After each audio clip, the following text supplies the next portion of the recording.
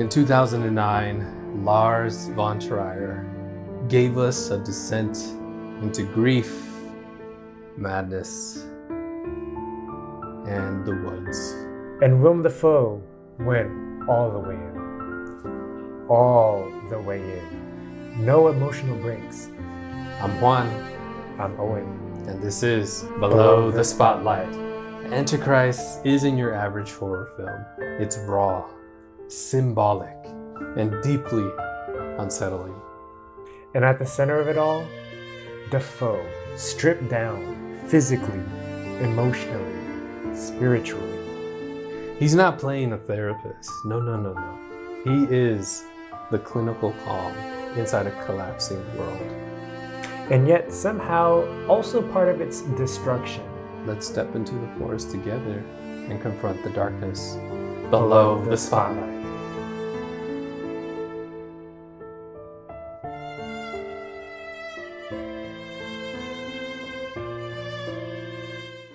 Welcome everybody to Below the Spotlight podcast. As you know, this is the podcast about actresses and actors and where we do a deep dive vibe into their performances. And today we have Willem Dafoe's Antichrist, 2009. Boy, oh boy, what a movie, man. We need to put a disclaimer on this podcast. It is a grotesque film. Definitely don't recommend this one to anyone under the age of 18, and definitely want to put trigger warnings on this one. Definitely trigger warnings on this one before you listen to to what we have to get into. Yeah. So a couple of movie facts here. So this film was actually released in October of 2009. The director was Lars von Trier. The budget for this film was about $5 million. So the box office, again, we have another film that's not doing so well in the box office. Not at all. But I think the reason why is because this was part of a film festival, from what I read. Lars developed this film. So worldwide, it made about 7.4 million. And part of that budget, part of that earnings, $387,000 was made in the United States. And the only two co-stars in here was Willem Dafoe and Charlotte Gainsbourg, and with the addition of the child, their baby. So these two characters, they're nameless. Mm-hmm. They're being referred as he and her, or him and her. Right. Very, very interesting. Clearly an artistic film. So yes, no names whatsoever. Very impersonal, yet very personal at the same time. So just kind of summarize. Normally, we would advise to watch the movie, but in this case, it is very, very intense. So if you want to just hear the plot and kind of take it from what we give you, then that's fine as well. This married couple, played by Willem Dafoe and Charlotte Gainsbourg, they are having sexual intercourse, and their infant son is nearby in a room and kind of wanders out of his crib and falls out of a window to his death. Very tragic. So tragic. She becomes distraught and is hospitalized and everything. And her husband, Willem Dafoe, is also a psychiatrist, and he attempts to treat her. So deciding that she needs to face her fears and be exposed to everything, he takes her to a cabin in the woods where she had previously spent like a summer with the boy. And when they're there, things hit the fan. She becomes more unhinged and starts perpetrating sexual violence, not just on her husband, but also on herself. Very gruesome. But we're here to talk about it. Yes, we're here to talk about their performances. Clearly, it's a very, very brave, bold type of film. Yeah. Especially if you're deciding to act in it. It's a very intense one. Mm-hmm. Probably very intense for me. I've never seen a film like this before. I feel like I've seen gruesome films, like maybe what's that one film? Poor Things? Not Poor Things. Human Centipede. Oh yeah, that was. I thought that was pretty gruesome. Yeah, like horror films, like Saw, or like those types of gruesome horror films. This one hits a little different. It's a little bit more personal. Very. very personal. I had to take like a day to just process. I had nightmares the night after we watched this film. Anyway, just to take from the top, the opening scene, we have Willem Dafoe and Charlotte Gainsbourg having intercourse. zoom in shot. They show it. They show That it. was a surprise. This is 10 seconds into the film. 10 seconds into the film. We shout, we scream. We watched the movie together. I had told them before that I was a little bit nervous watching the movie with you, so I was considering watching it with my wife, but I feel better not watching it with my kind wife. of like sparing them almost. Yeah. And then they also show the kid falling to their untimely demise as well. Just to speak on Dafoe in the opening scene, Juan, what sort of notes you got on us? Yeah. So with the opening scene, there are some rumors out there that, Willem Dafoe is actually packing. Like literally packing. So there was a little bit of trouble within the shoot in the set where, it was probably not recommended to have Willem Dafoe fully bare naked showing, doing these scenes. So, Lars, he actually hired, body doubles for actually both characters as well. So the opening scenes, they are not Willem Dafoe and Charlotte. They're actually, adult actors.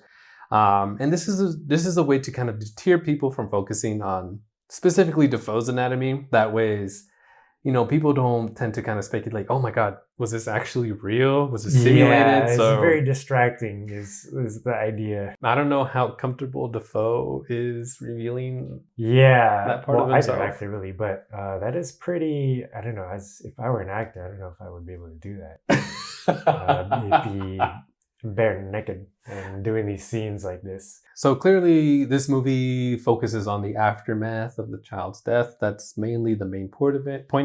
Willem Dafoe, being a therapist, he definitely has the skills, and he tried to encourage the doctor during the Hearst hospital, because I think she went into coma, right? Yeah, the wife kind of like fainted and she went to the hospital because they're saying like, oh, she's reacting to this abnormally. Obviously it's a very tragic time, but she was like even more abnormally distraught over it, I would say. I feel like it's a very, very extreme case of grief for sure. Never really heard or seen any cases where people actually get into a coma.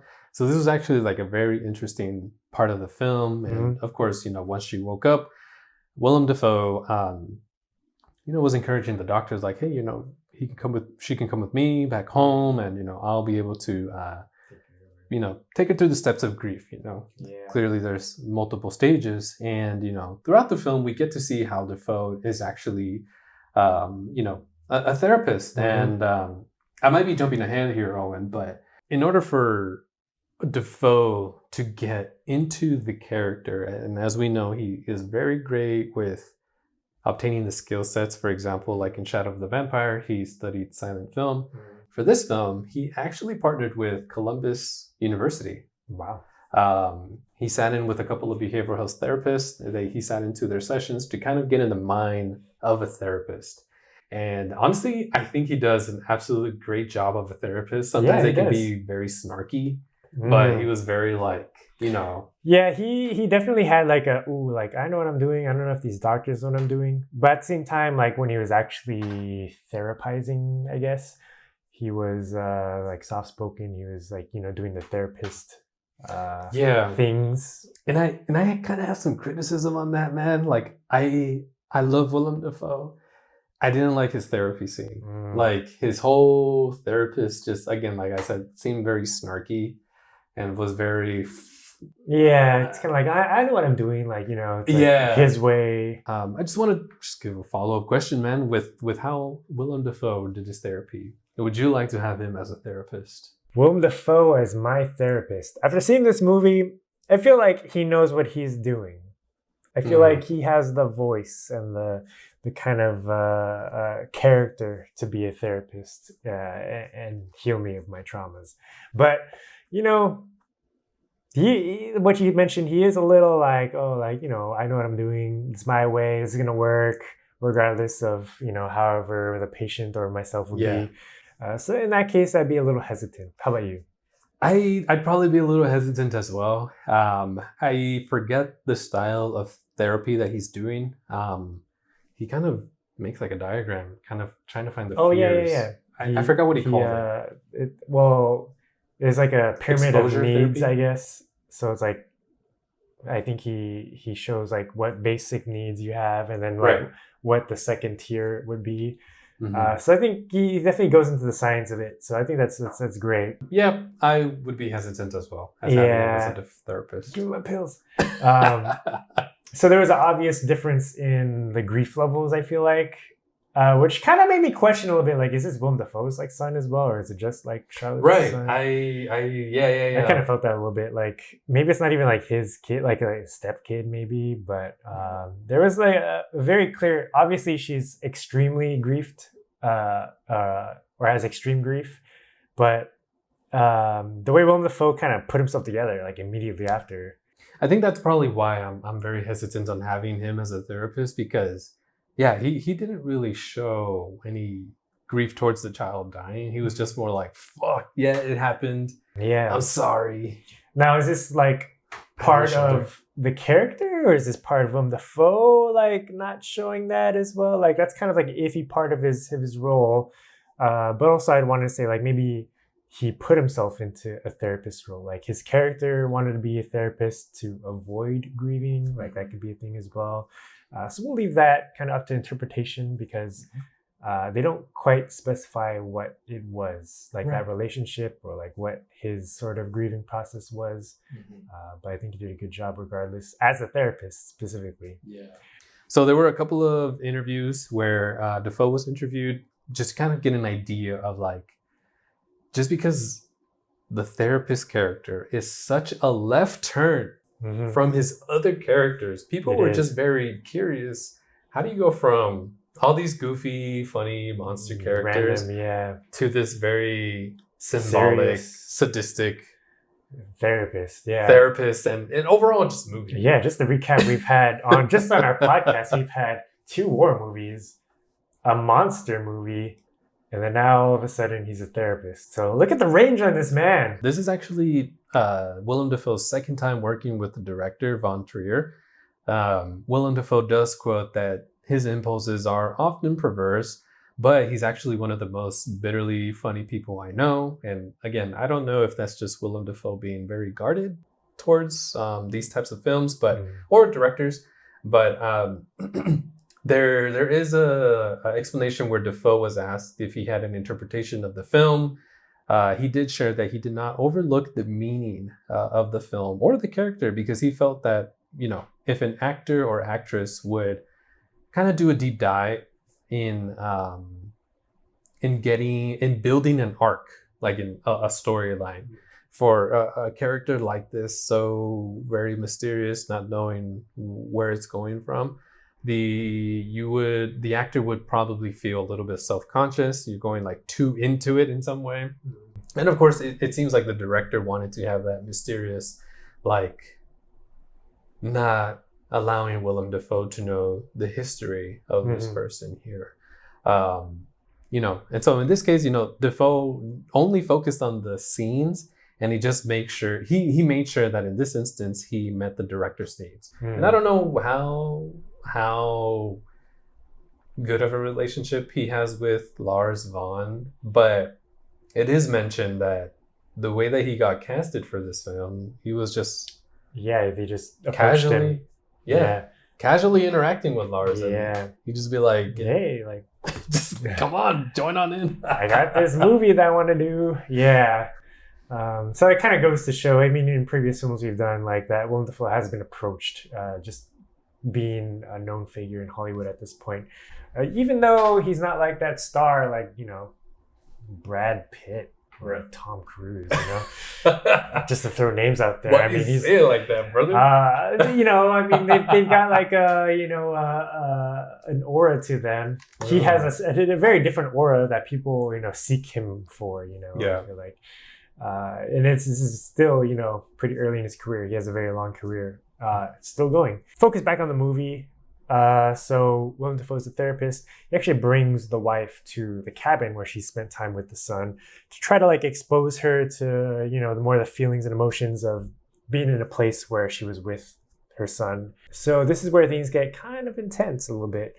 So kind of just a starter question for these initial cabin scenes. How would you feel if your wife were to perform in these intimate scenes with Willem Dafoe? Honestly, dude, I don't know, dude. It's a very wild question because there were some interviews here where Willem Dafoe didn't have any communication with Charlotte. They got naked. They had intercourse scenes behind the camera for the first time. There was like unspoken trust quoted by Willem Dafoe. Okay, look. If it's the way that this film is, some of the intimate scenes are played by the body doubles, I'd be okay. But if it was any way where the actual intimate scenes was legit, because I think they were legit, they were just performed by adult actors, I'd be like, probably no. I'm of the same kind of feeling as you. It is Willem Dafoe. It is Willem Dafoe, though. But I mean, that's part of the job of an actor, actress too. If you take these sort of roles, is like you gotta, expose yourself in very intimate ways. That's kind of how they make the big bucks. Yeah, and fun fact, Willem Dafoe's wife was actually in the set. She was actually kind of curious, like who the woman was, and once she found out, I guess, with the woman, he didn't really say much about it because he didn't want to talk about that much about that aspect of filming this film, but he did say that wife was okay. She met Charlotte. Everything was good. Clearly business. But personally, I probably wouldn't allow my wife to be intimate with Willem Dafoe if no body doubles were involved. Yeah, that's a boundary right there. Therapy words. There's also kind of a fun fact that you brought up. As we're doing some notes as well. Could you bring that up again? Actually, let's describe that scene and then let's give that fact. Describe this scene, Owen. So the cabin, kind of things get worse and worse and worse.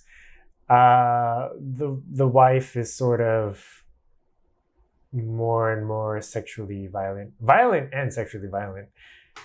So it comes to, this is like the major turning point in the film where she kind of goes after Willem Dafoe in a violent way and then kind of like seduces him. And after they're done being intimate. Can I just interject here? Yeah.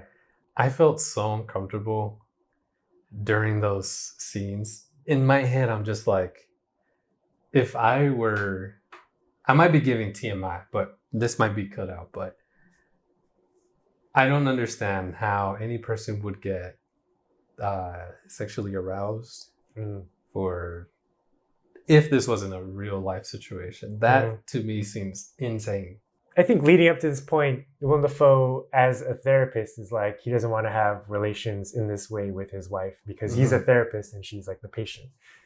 And then they're constantly breaking that. Yeah, because I think this is kind of like her escape in some way. Yeah. This is like one of her coping mechanisms is to become intimate with Willem Dafoe, like her husband. But Willem Dafoe is trying to hold that boundary and they're constantly breaking that boundary. From not only from the perspective of like a patient with the therapist, but also Willem Dafoe is a patient in this just as much as she is. Like he's grieving as well. Yeah. So I think there's that aspect to it too, where like it might be his coping mechanism at the end of the day as well, is becoming intimate. That is crazy. I did not think about that, bro. Yeah. So I think that's kind of like the layered aspect of this film that I kind of was thinking about because it's not a one-sided relationship at all. Like it's two-sided for their grief. And I think that's kind of why I played into that arousal and whatnot, and what led to these very violent scenes that we're going to describe. It gets intense. Yes, essentially they get or she gets more violent towards him. They become intimate, and then she becomes even more violent. She's kind of like in a trance or something. Yeah, she, after they're done, picks up, it's like a wooden like block, like just a log. It was just a log, yeah, just a log sitting around. She grabs it and just smashes it against his midsection, like abdomen area. Like what? Everything.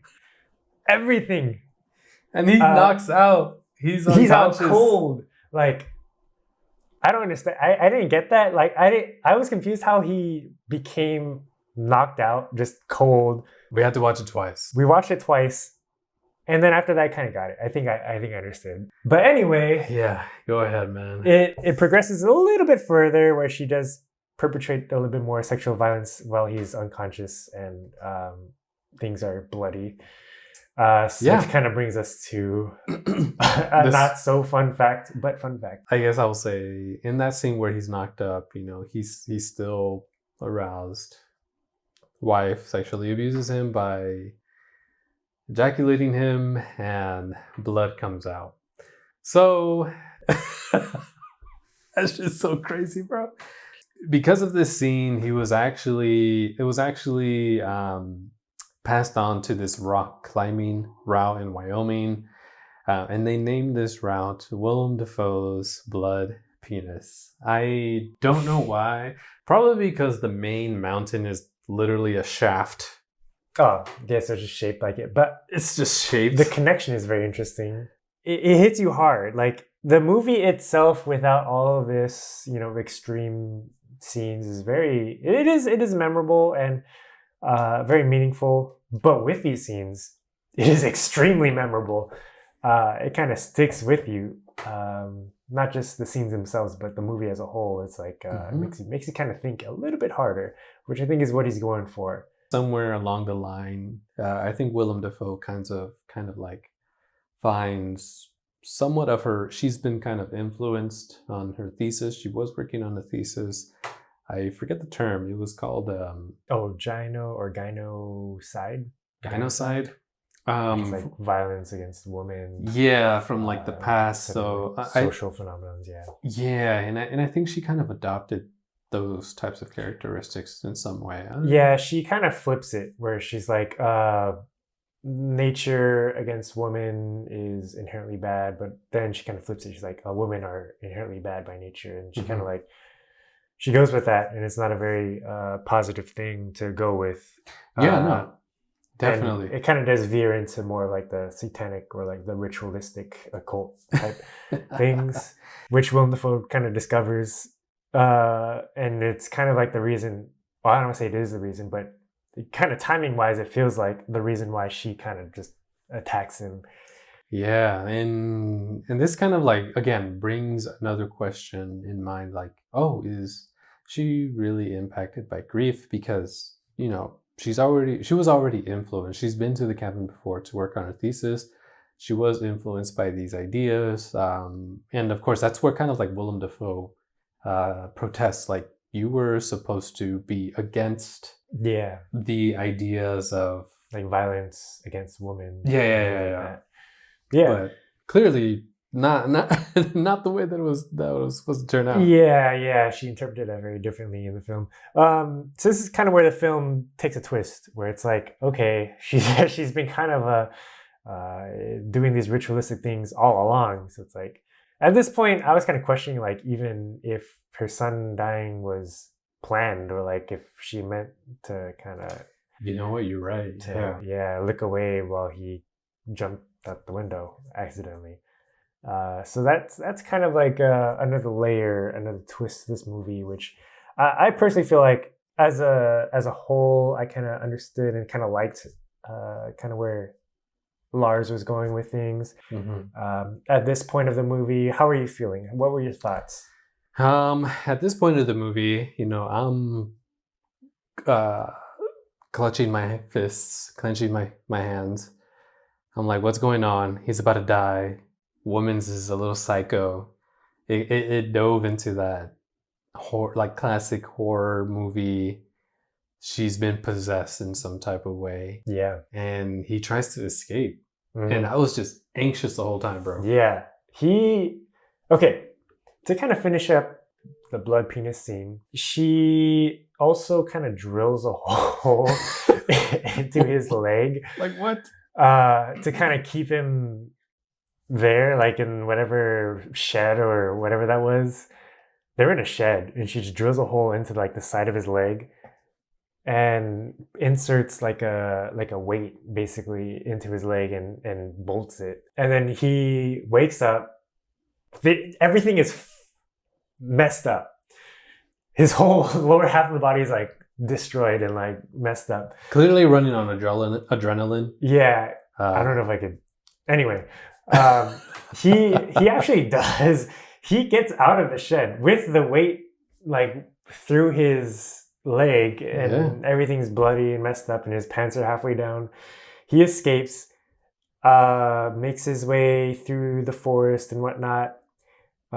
So you said you were anxious. I was very anxious. I was like, oh, I see what he was doing, because he went to go hide in a tunnel where for some reason that was one of the spots that Charlotte was just not ready to be exposed to. So I thought that was a perfect place to go hide. Yeah, she would never go there at all. Right. So I felt relief. But of course, some unnatural scenes happened in there where there was noise somehow. Yeah, this raven kind of just appears out of nowhere in the middle of the hole and kind of starts making noise, and she does find him.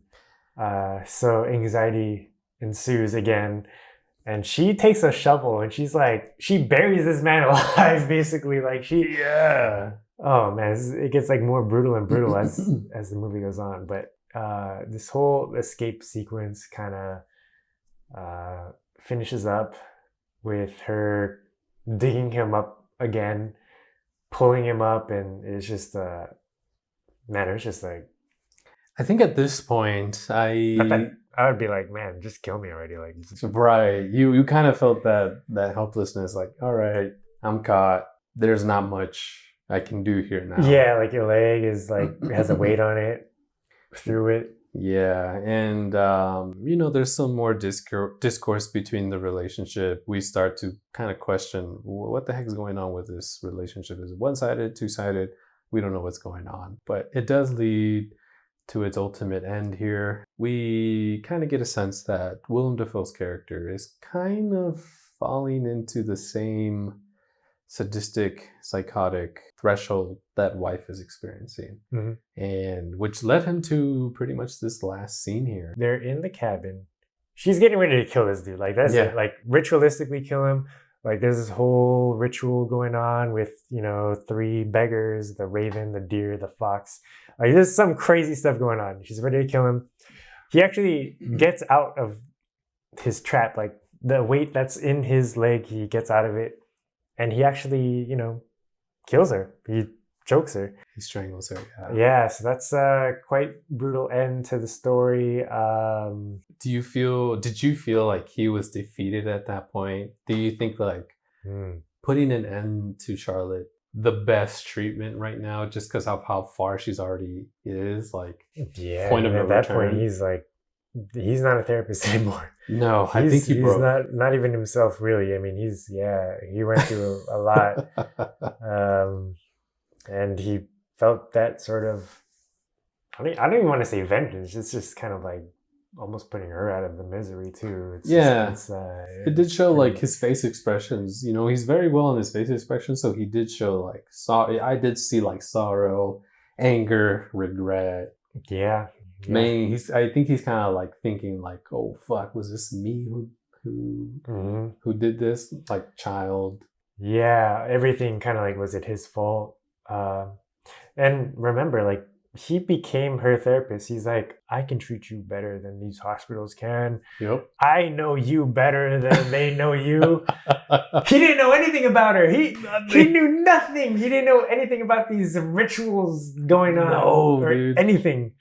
So that's kind of like the fall of man as well. Because of how intense this character is, and especially like how it ended with him essentially breaking. There was an interview where Dafoe was asked, how when you're done with a character like this, how the heck do you go back to normal life, right? He didn't say specifically himself, but he did share that some actors do experience some sort of a hangover effect after a certain type of film is done, especially like this one. He did share that, sometimes depression comes in, people feel sick, or even sometimes you might still find yourself behaving like the character that you're acting. How vulnerable are you willing to allow yourself to be for a film like this? This crazy? Like, would you let yourself get into like some psycho, I don't know, dude, like some crazy realm where it's just like, I mean, maybe that's what separates the elite actors from just the good ones. I don't know. I feel like for a movie like this, I would get into it as much as I can. And I think it takes a veteran actor like Dafoe to be able to kind of reel yourself back. But myself, as I stand now, I'm not a veteran actor, so I may get lost in the sauce. Yeah. I may get depressed. I don't know, like all sorts of different feelings and grief after this film. This is a wildly intense film, not just for the audience, but for the actors and man. director. Like, honestly, I think I would say the same thing. I probably wouldn't even go for the script. I probably wouldn't even I would read it. I'd read the first 2 sentences. And after the first 10 seconds of the film, I'm like, you know what? This is a little crazy. But again, this is one of the roles that kind of Dafoe kind of leans towards. It's like these very niched, like these carved out roles that he can really dive into. So before we get into some of the rating of the movie, Owen, any last closing statements? I feel like we've covered a good. Yeah. Just I know the movie is very controversial, and I know at the time of release, kind of the director was almost ridiculed, laughed at, things like that. I mean, overall, how would you, if you saw this at the Cannes Film Festival, how would you react initially to this film? Man. I feel like clearly the film was artistic. That's one of the first comments that you pointed out. Like, oh, this is a very artistic film. Yeah. Some of the scenes were more like, almost seemed like painted, very cinematic. Yeah. I'd say. So if I were to see this in a film festival, of course, I would still be traumatized. I'd be like, what the hell, dude? But for a film festival, I understand his vision. Yeah, I see the vision. I understand. I kind of like the vision. I like, I mean, obviously the movie as a whole is very gruesome. And there's, topics that you wouldn't necessarily want to see covered in movies. But I think that does make it stick. And I think I like it overall. So just to kind of give you a rating out of 10 spotlights, what would you give this movie? Oh, man. I am going to give it a very low score, Owen. Don't hate me. I'm going to give this one a 5 out of 10 spotlights. Just because I felt uncomfortable. The story was great, don't get me wrong. Willem Dafoe's performance was great. It was, he was mainly throughout. It was just them two. How about you, man? I'm going to go the opposite way. I'm going to say that I really like this movie, despite its gruesome nature and very explicit and very intense scenes. I think I saw the vision. I think I saw it. I think I gathered it and interpreted it. And I want to give this one, I'm going to give this one an 8. 8? I'm going to give this one 8. 8 spotlights. Oh my God. I saw the vision. It's very layered. It's very complex. Grief is too complex. Grief is ugly, of course. He kind of intertwines it with, ritualistic, satanic type occult things. Yeah. Which is kind of a left turn, but and also, of course, it's very gruesome, which is kind of why I bump it down to an 8.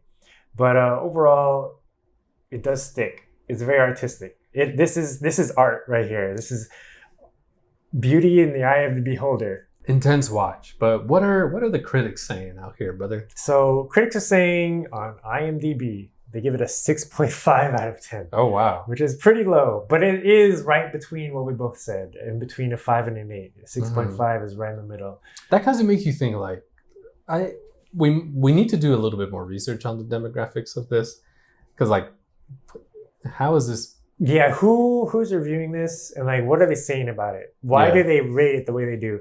I did see a few things on Rotten Tomatoes, which nice. The users on Rotten Tomatoes give it a 55, and the critics give it a 53. So very similar scores. Ooh.